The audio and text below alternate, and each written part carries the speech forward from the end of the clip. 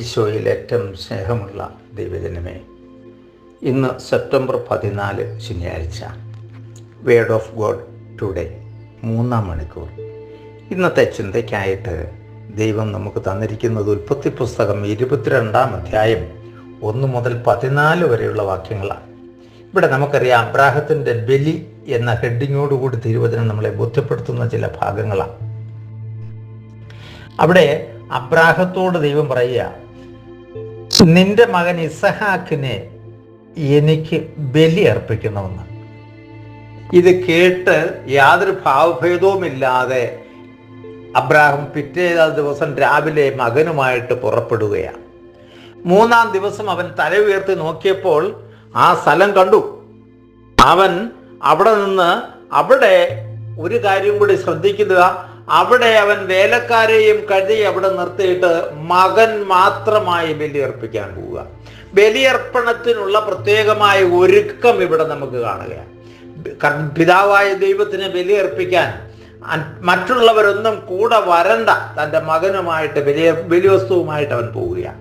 അവനത് ഒരുക്കി എടുത്തു കൊണ്ടുപോവുക. പോകുന്ന വഴിക്ക് മകൻ ചോദിക്കുന്നുണ്ട്, ബലിവസ്തു എവിടെ? ദൈവം തരുമെന്ന മറുപടിയാണ് കൊടുക്കുന്നത്. വേലക്കാരോട് പറയുമ്പോഴും പറഞ്ഞു, നിങ്ങൾ ഇവിടെ നിൽക്കുക, ഞാനും മകനും പോയി ബലി അർപ്പിച്ചിട്ട് തിരിച്ചു വരാം.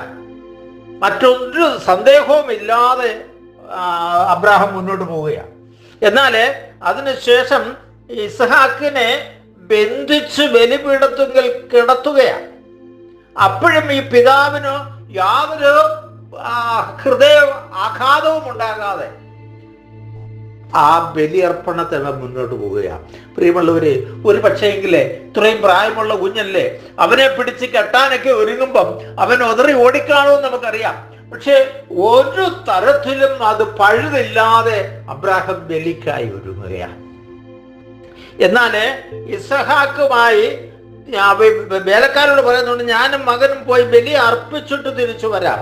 അവിടെയും കൃത്യതയോടുകൂടി അബ്രാഹാം മുന്നോട്ട് പോവുകയാണ്.